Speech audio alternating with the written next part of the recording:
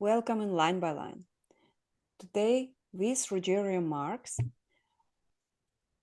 we are analyzing an excellent song by Simon&Garfunkel, actually written by Paul Simon, Sound of Silence. Rogério, why did you pick that song? So it was a song that is very beautiful to me, even if we don't analyze or pay attention to the lyrics. But then I had this idea that it had some very deep meaning, and it really does, which explains why the song was such a great success, so well received in an album that otherwise didn't have songs that resonated so much with people. This song, it was born out of a very beautiful story about friendship. It is a tribute to the strong bond between Garfunkel and a man named Greenberg, Sanford Greenberg. So the Greenberg and Garfunkel, they met at Columbia University, and they found pretty quickly that they had common interests in music and poetry. They deepened their friendship and made a pact to always be there for each other when faced with trouble. And only a few months later, tragedy happened to Greenberg. He lost his sight due to a glaucoma. And Garfunkel really was there for him and greatly helped Greenberg. And so this is basically a song written about the power of friendship, of true friendship. Friendship when people are there for others, when things don't go well. And to me, that is one of the most beautiful aspects of being human being. Interesting. So that's where darkness comes from as well. I did not know that. Yeah. Yeah, I was surprised as well. It's funny how we always project something else into the meaning. But it's okay because since the lyrics are so powerful, they have so much imagery in them, it's beautiful words. It's only natural that our life stories also vibe with them, and so it's perfectly natural. Probably we will both project things onto the lyrics. I like how it's sung as well. When they sang it, that "Hello, darkness, my old friend, I come to talk to you again." It was actually endearing. It sounded like they are talking to a friend, but softly, not to Yeah, not to shout. startle. Yeah. Yes. It's almost like it's so subtle, so discreet how the song starts. It's more like a moonrise than a sunrise. It's very, very soft. I love it. Thank you. Would you like to read the first stanza? Let's go. So, hello, darkness, my old friend. I've come to talk with you again, because a vision softly creeping left its seeds while I was sleeping. So, here we are personifying darkness in this first line, this first verse. And we can interpret the darkness as a contemplation or a meditative reflective state. We can think about the darkness as something that is always there. It's we just need to close our eyes, and some people, unfortunately, without closing their eyes, they lose their sight, and that friend is always there, unfortunately, for the story behind the song, as example. And when he says, because a vision softly creeping, it might be something that is something that's not desirable, that is so softly coming toward us or to our place. It could be about the fatal end of our lives, about death, which also brings about darkness, supposedly. And when he says left its seeds while I was sleeping, when we are sleeping, we are in darkness. So it's kind of like a short form of darkness that is very distant, very different from the eternal darkness of either being blind or being dead, basically. The first time I heard that song was in a movie called Watchmen, and it did show funeral of a comedian. And as the rain was falling down, it's really softly, "Hello, darkness, my friend," it comes. And it shows that story of people gathering, standing in silence, watching over the goodbye and remembering all the terrible things that comedian had done. So yeah, that song was associated immediately with sadness, with that darkness that comes with grieving. And especially when he says "my old friend," this means I've been there, we have known each other, I have reached out to darkness for an advice or for comfort, whatever we do when we reach out to a friend. Yeah, Yeah, it was it's very interesting. tempting. It's very tempting to look at this darkness as the eternal darkness because we came from it. It's kind of like our old friend, and we will return to it. So I'm kind of tempted to project that they were meaning that, but Mm-hmm. he was clearly talking about the friend's blindness, but it's related because um, sight is such an important sense for us. It's almost in our entire lives is seeing, and people that live their lives with sight and suddenly lose it. It's almost like they feel like they're dying. They're plunging into darkness. It's we just need to close our eyes and try to picture it, but we can open them up again. People that lose their sight, like in the example of the glaucoma, the optic Mm-hmm. nerve is damaged and there is practically nothing that can be done. And so it's a terrible thing that we can imagine happening Mm-hmm. that helps us uh, realize the importance, the value that we have of our faculties like our sight. And the vision that was planted in my brain still remains within the sound of silence. Yeah, if we close our eyes, there is darkness, but there is also vision, uh, which was like reenacted by our memory. Yeah, It's it still remains. It's like that last um, piece of light that we hold on to, or the friend who lost his sight. Let's say he still has this vision. That's the memory which he. The only thing is left, basically, within the sound of silence. perhaps what this vision is, and I'm not sure, it might be the vision of friendship, which is something you cannot see with your eyes or listen with your ears, but the Mm-hmm. experience of friendship can be sensed by the mind directly. And so even if he lost his sight, Greenberg lost his sight, Mm-hmm. or someone can still feel the warmth of friendship. Yeah.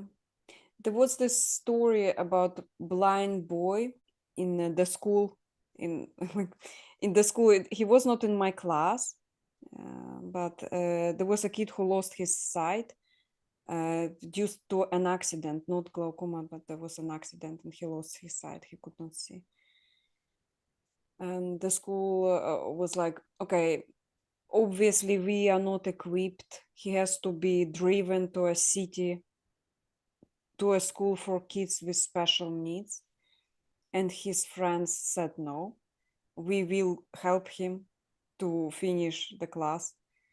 and actually kids stayed all the time in the same school because his friends helped him to do a homework properly, like not equipped. He did not read braille, like there was none of it.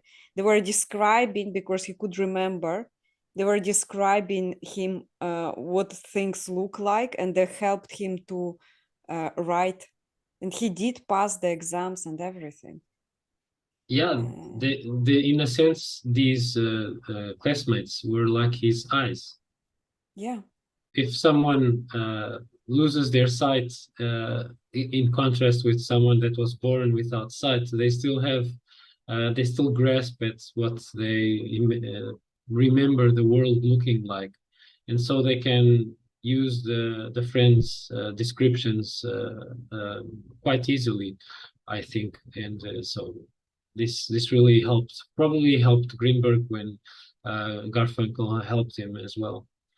And of course, uh, it's the sound of silence, but perhaps it's they really mean the sound of friendship, because it's silent. Even though he Garfunkel was helping Greenberg with his voice, he's describing things and helping him navigate the world. Um, this sound of silence, I'm imagining it's the sound of friendship. I'm visual, and to me, each time I think, can you remember what friendship feels like?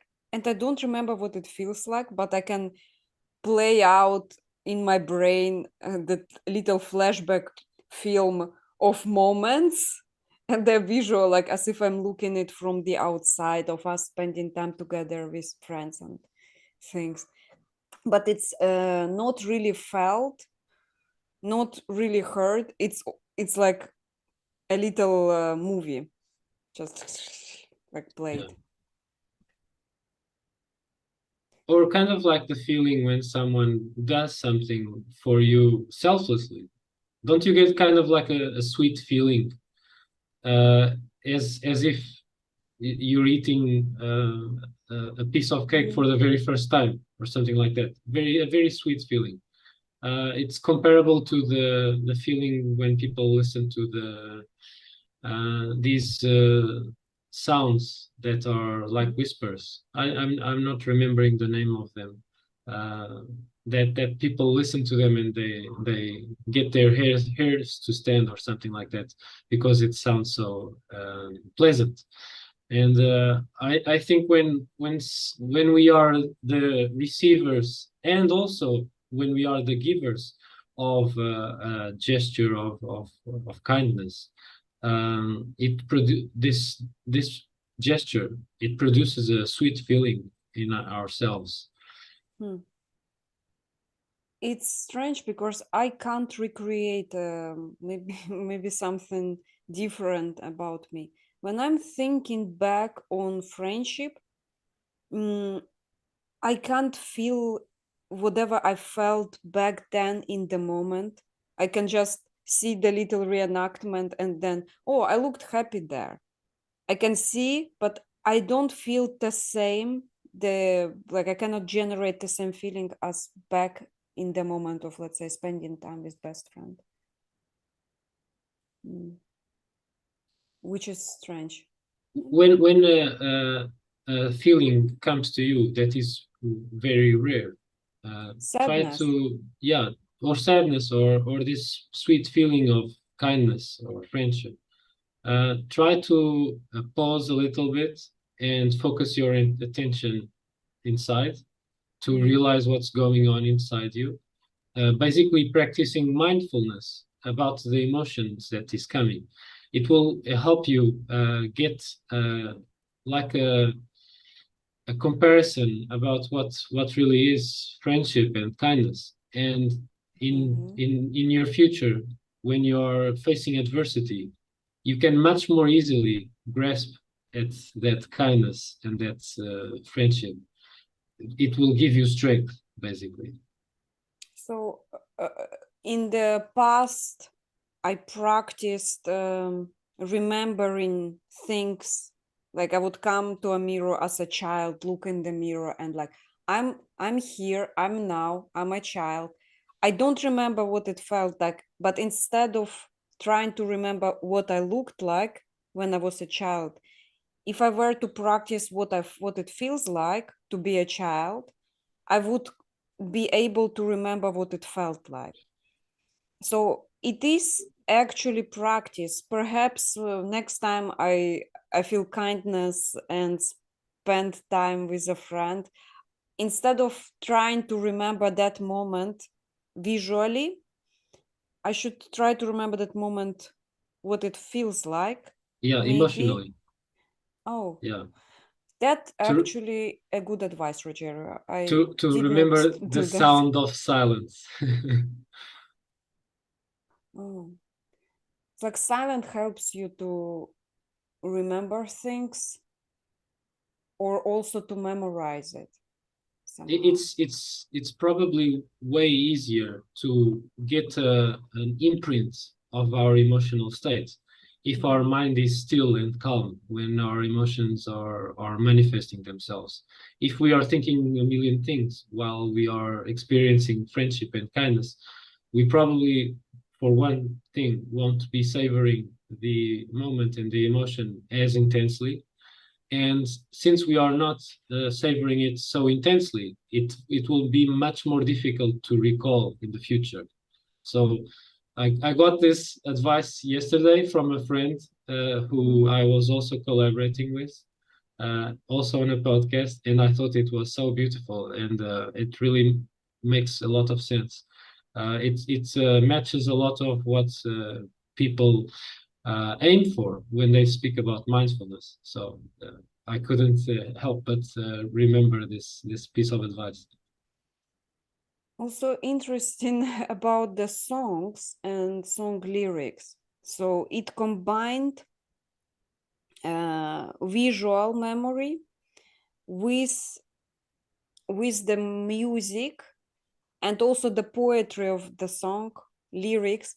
It talks, it tells a story. It's an imprint in a sense. It's easier for me to remember now that I think about it, what it feels like in a moment, if that moment is attached to a song, actually. Hmm. Yes. Yeah, songs are basically organized sounds that will elicit emotion. Mm. That's one of the functions of music, at least in my perspective.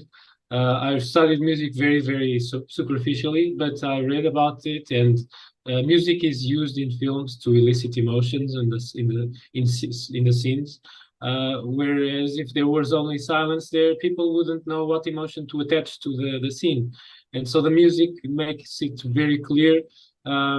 Experts, composers like Hans Zimmer are really great at imprinting the emotion that is supposed to really shine in the different scenes of the movies Hmm. he scores, and so it's a priceless piece of cultural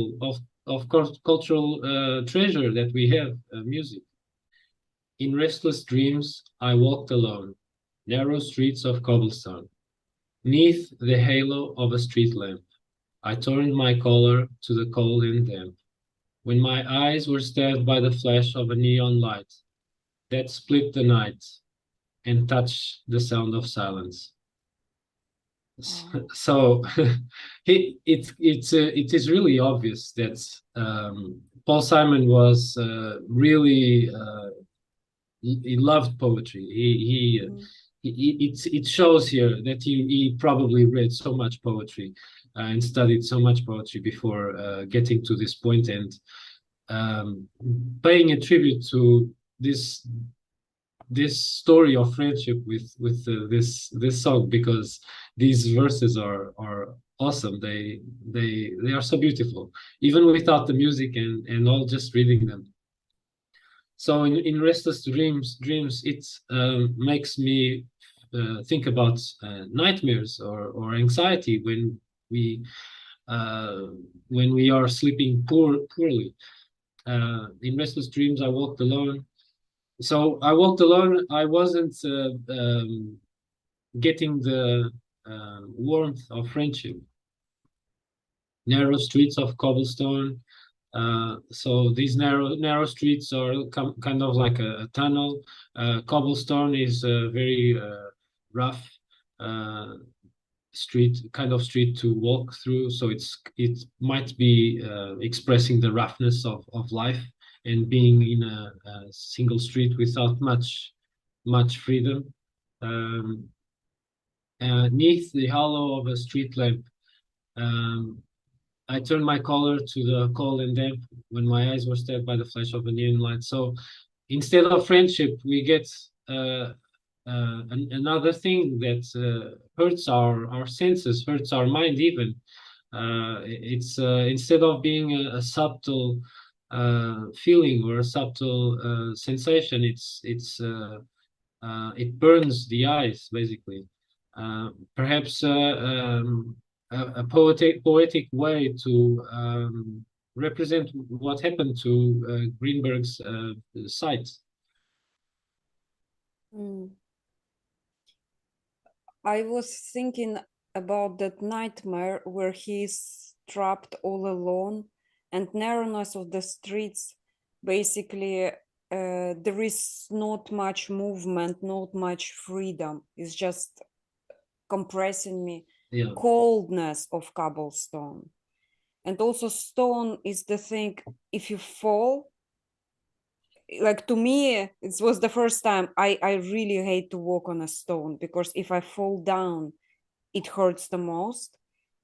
I would I like the grass, the sand, everything, because I know if I will fall down, it will be okay. I would not be hurt all that much. But when I'm alone in a dark street with that looming kind of underneath my feet, something that will hurt me even if I trip, that brought to me that cobblestone. And the light supposed to be this something that helps you, saves you, but he said stabbed, which is kind of this treacherous light in here. My eyes were stabbed by the flash of a neon light until it touched the sound of silence, basically. yeah, that split the night and touched the sound of silence. It's like the world was turned upside down in a sense. Something that should help you, the light, didn't do that, and silence should not have a sound. Now it has as well. It's like some kind of shift that happened in here. Yeah, and the way they sing it, that softness actually enhances that horror that they're actually describing in that beautiful poetry. Like, it's amazing how we feel more if there is contrast, and like there are so many of contrast in that Yeah, yeah. line. Also, he mentions coldness and stones, unforgivingness, um, danger basically always present. It's something that is a fundamental truth about life. If we look at life as it really is, we are always mortal, and death is always just a few inches away at all times. We have a very unforgiving life if we really think about it. But also there are so many treasures as well in our lives. And although light betrayed this character, um, this betrayal made his life touch the sound of silence, which I think is something that is much more forgiving. It's much warmer than the rest of the stanza, and it's something that's much more hopeful. If you go blind, silence stops being just silence. There are so many different, very subtle noises that you suddenly hear. So it's a story. The moment he got stabbed by the neon light, he acquired that, I don't know, that new sensation where he could distinguish sounds of silence. Yeah, Little fan, over there is a bird. He could hear basically more. And I think there was never silence anymore as well. When it happens, there is no more silence. yes. Silence always has a sound. If we really enhance our hearing, we will at least listen to the sounds that our own body produces. There's always sound. It's impossible to be completely silent. Even if we immerse ourselves in a room that is completely covered with soundproofing and whatever, these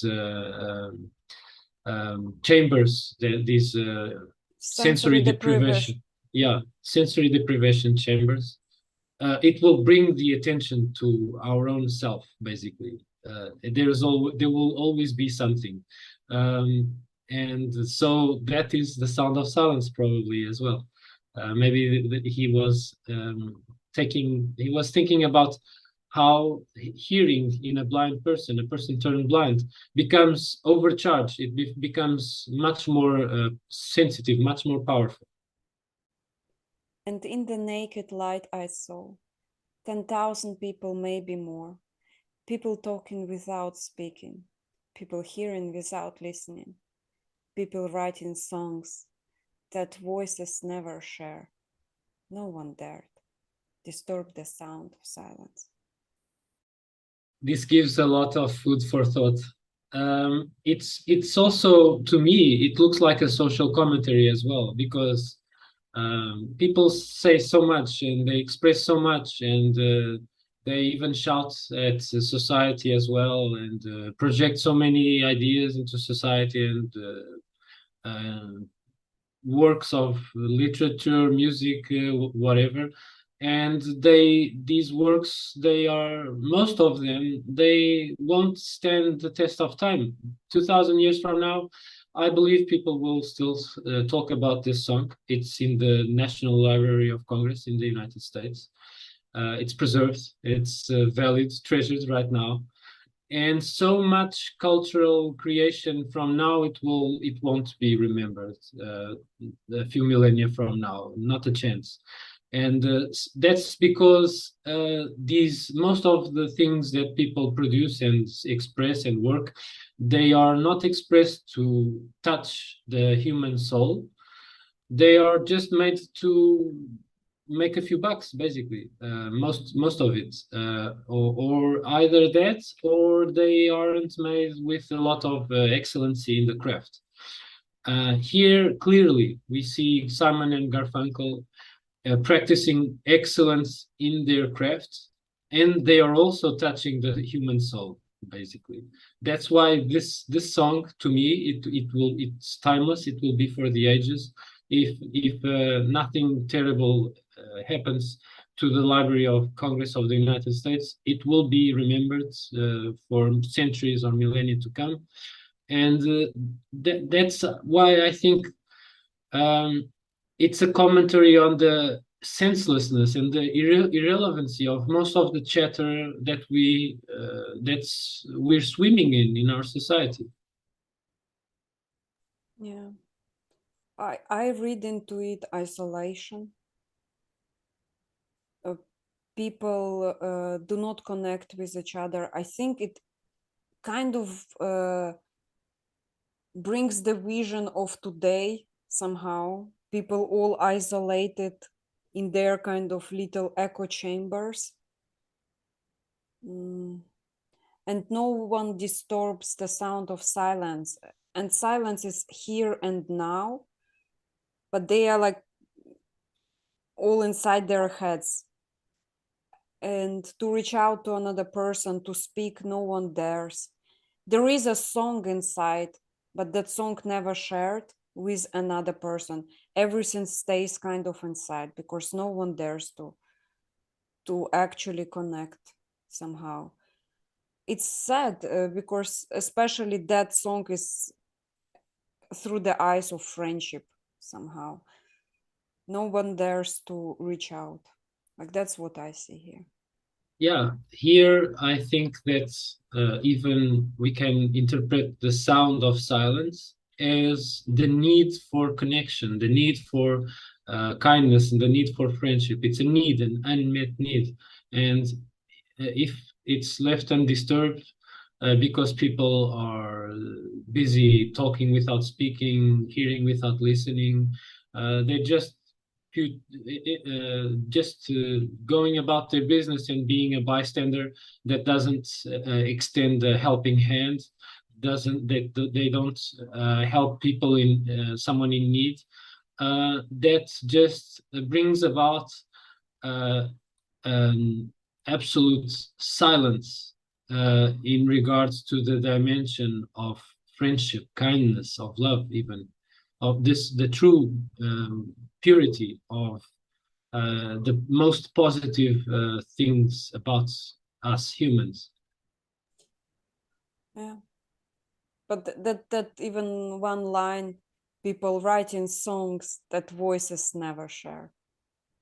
Everybody has this inside, that beauty.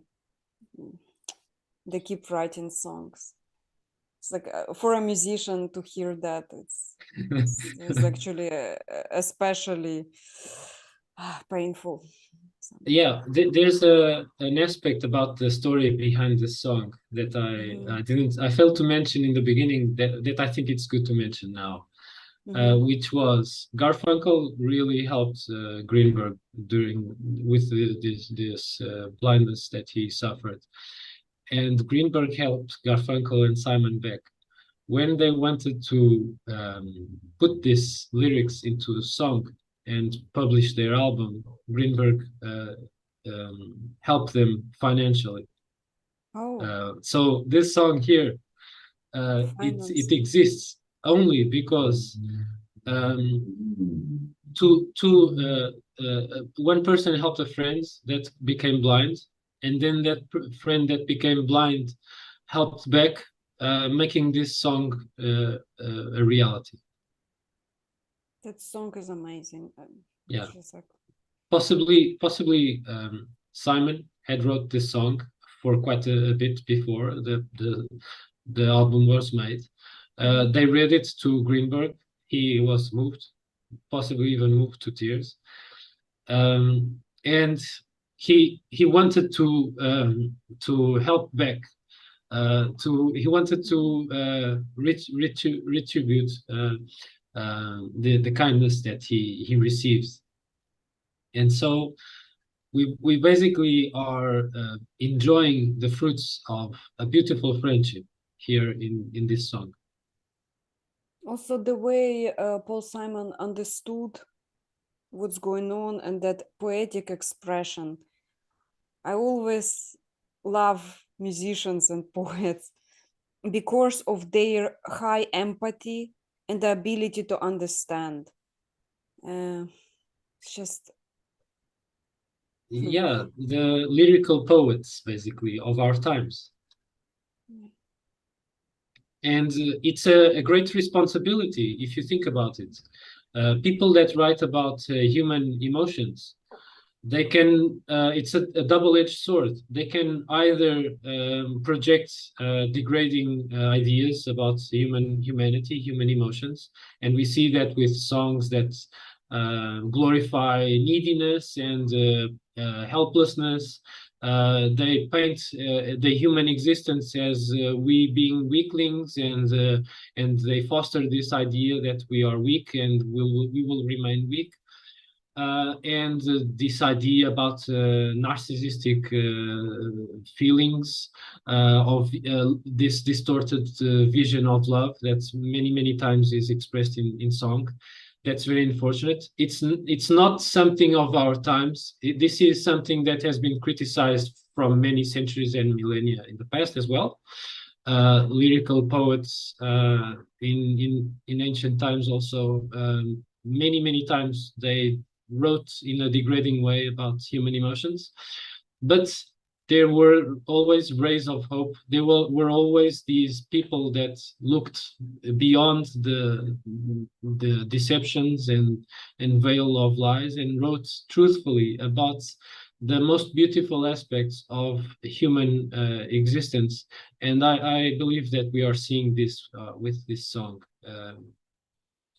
And so it really is something to praise and celebrate. Fools, said I, you do not know. Silence like a cancer grows. Hear my words that I might teach you. Take my arms that I might reach you. But my words, like silent raindrops, fell and echoed in the wells of silence. So now the Paul Simon, he stopped being only descriptive about what is, about the reality, and now it's a clear contrast with the rest of the song until now. Now he is talking about action, doing something about what he just described of disrupting this sound of silence that is actually a negative thing according to the previous stanza. Um, he's describing it like something malignant, like a cancer. This coldness of human disconnectedness, of lack of empathy, of lack of compassion. He wants to make a kind of an emotional revolution in the human spirit. Yeah, people wake up basically. Yeah, It's sad, but my words like silent raindrops fell. It's like, yeah. He tried his best, but still, it's like mm, raindrops falling into bodies of water. It yeah. just they just disappear Like into tears in rain from Blade Runner. yeah. That's also an example, a perfect example the of a glimpse into the true meaning of the human soul. And it was improvised. It was improv. It was not in the script. It was the actor that improvised. He felt something there, and he Mm. kind of channeled. Rutger Hauer, like Yeah, one of my favorite actors as well yeah. back in the day. It was sad, and at the same time very beautiful. So it's moving, it's cathartic in a good way. It shows that we are much more than just trying to feed ourselves, maybe even feed ourselves by letting others starve. We are much more than that. We are beings made of this warmth, this positive emotions, this positive part of the human soul. I like that part. Raindrops fell and echo in the wells of silence. So wells of silence, mm, it's like that bottomless pit, but it's also creative place because in silence you also get ideas. You can be so much in that darkness. You dive deep and you get something out. That's why it's a well. Well is something you can get water from. And I really like that analogy. Silence is a well. You can fall down and get lost in there and die, but you also can get something out. So Yeah. that was like absolutely striking analogy for me. Yeah, it's ambiguous. It goes both Yeah. ways. We can use this well of silence to fall into it and get lost, never to be found again, or we can use it productively to nourish people, to keep them alive with the water that comes from the wells. I like how that his words, they fell inside the well. They actually fed this well. So if somebody else falls down the well, he can get out. Yeah. Those words, like those words can be heard and fished out again. I really like that. It's very And positive. by reading this, you can just picture the sound of raindrops falling into a well, and listening to the sound when the drops strike at the surface of the water in the well, and make that sound, that's very subtle sound. Echoed. Yeah, and it echoes, and it makes ripples in the surface of the water as well. And it's an elicits something that happens when people make something culturally very influential. They It's like throwing a little stone into a pond. It makes waves, and these waves embrace the entire pond. When they wrote this song, they probably had no idea how it would be received. They probably, when he wrote it, he was kind of thinking this will just be ignored or something like that. It will just be like screaming in the wind, in a thunderstorm. No one cares, no one listens or whatever. He was kind of convinced that society would just take it in and ignore it.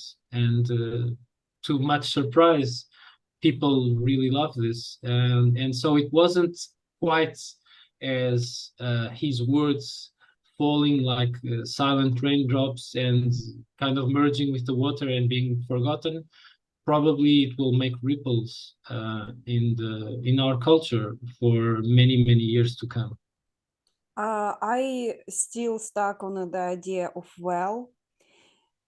It's not necessarily that your creation right now will be received, but if you throw into the well of that chaos more and more and more of your words and creations, perhaps not now, but in 20, 30, 40 years, it will be received.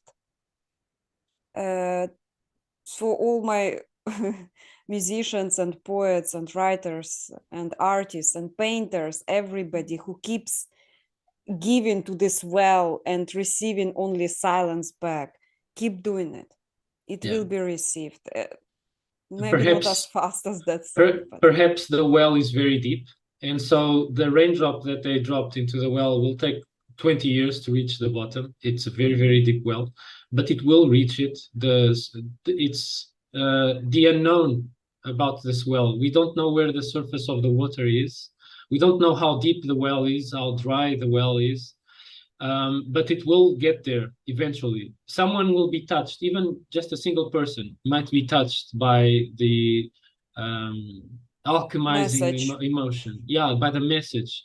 They will be moved. They might be even moved to tears, or moved to action, positive action, something like that. And when art manages to do that, isn't that just beautiful? Yeah. And the people bowed and prayed to the neon god they made, and the sign flashed out its warning in the words that it was forming.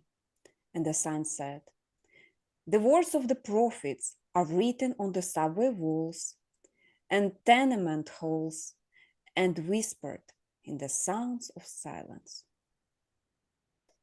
It's like he has seen the future.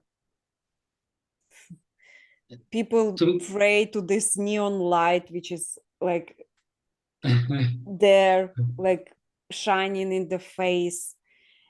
And the prophets are the advertisements, like whatever scribbles on subway wall as well. Like it's really interesting. It could also be a comment about how people are slaves to greed. And this is not, I think, demonizing capitalism per se. I think it's demonizing something that makes capitalism horrible, which is greed and vanity and many other ills of the human soul. Um, to me, when he says neon god, people are praising a false idol. They are praising something that should be that is worthy of contempt. Actually, if they are praising selfishness, narcissism, egotism, vanity,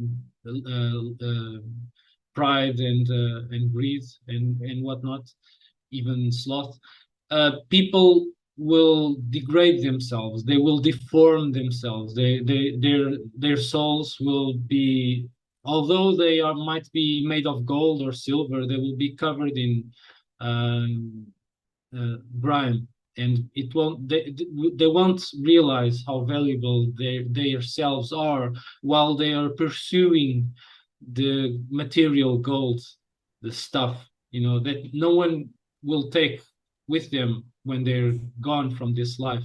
It's like we are playing at Monopoly our entire lives without realizing it, when there's something much more valuable under the game board, and no one is looking at it. We're just looking at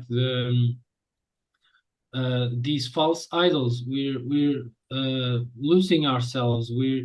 We're like a precious dagger, like Mhm. Rumi said, stuck into the wall just to hang a worthless piece of cutlery, when we are using it just like it was a nail.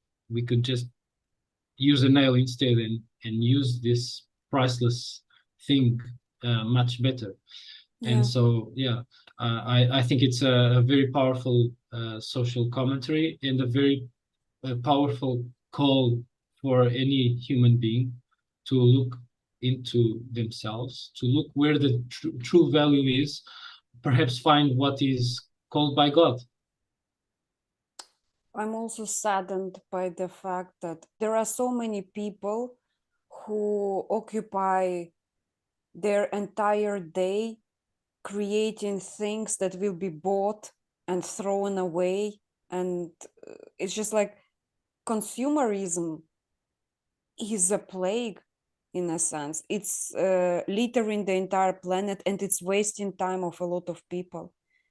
I think people will be happier with 10% of the stuff they own. Yeah. It's uh, it's really, really, really upsetting to me.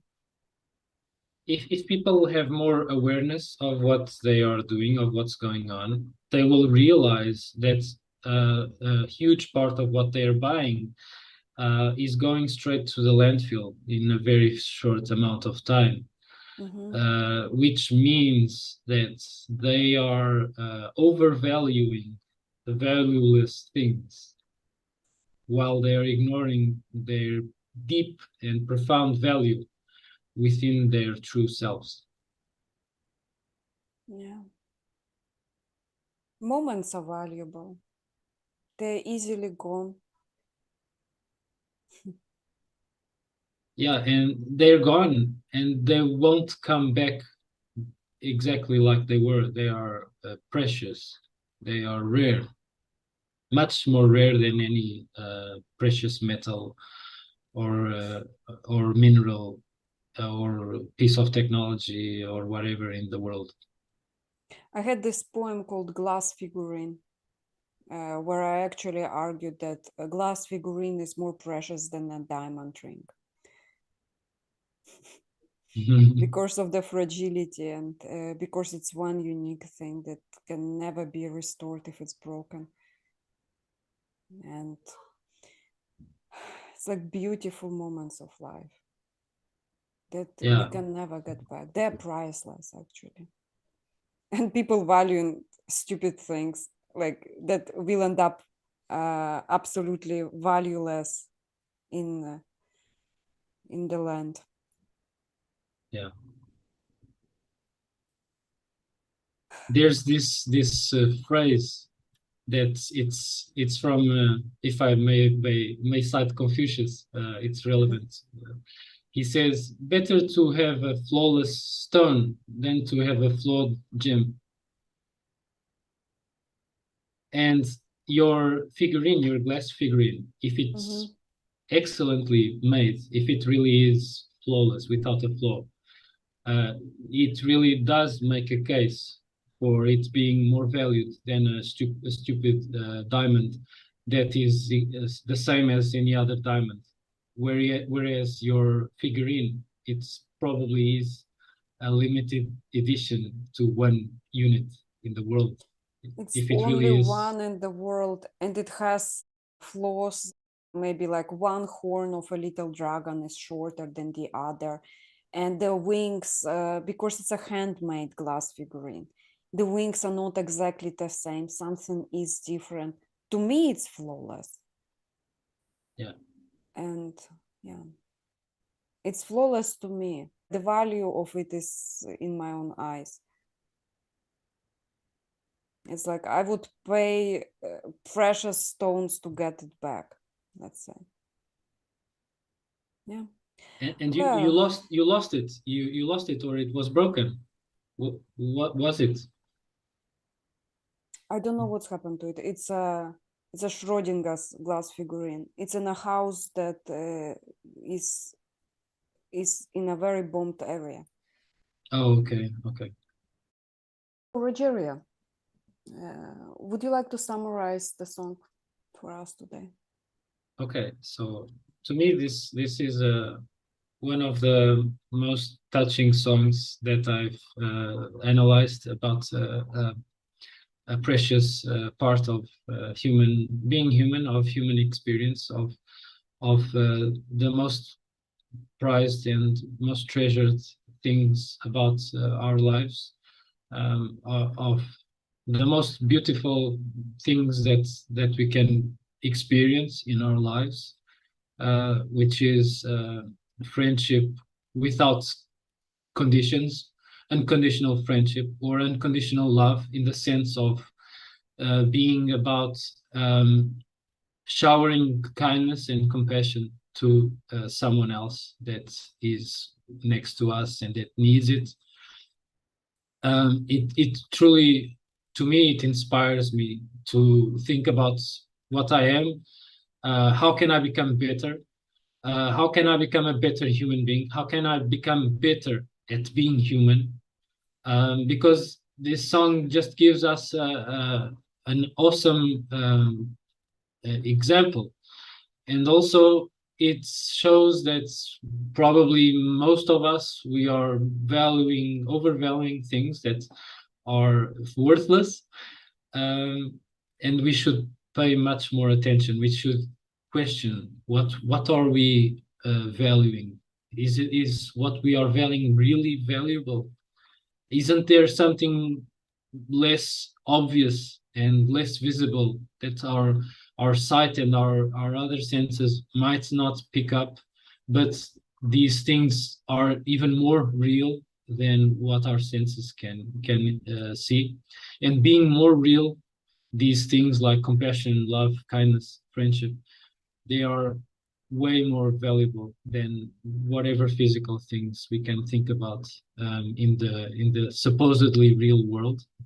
And so when I think I'll think about this song very deeply for times to come, and I really invite everyone to listen to this song, think about the lyrics, read about the story behind it. It's really endearing, it's heartwarming, and inspiring.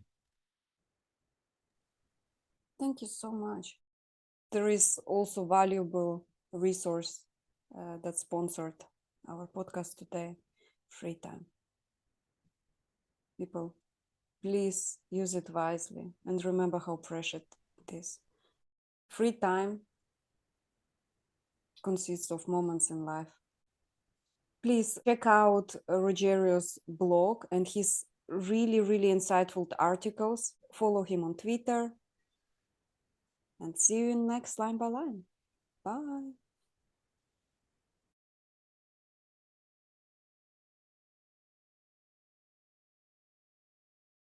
So we found out that the most liked comment under the song of Simon and Garfunkel's Sound of Silence is also a very inspiring story. It has 10,000 likes, and it goes, this is the song that changed my whole life. I'm Japanese and heard this song first when I was in high school. I got so interested in the lyrics of this song and started to study English. Now I'm over 60 and have been teaching how to speak English to Japanese for over 30 years. Thank you, Simon and Garfunkel. You are my eternal heroes. 10,000 likes. Excellent.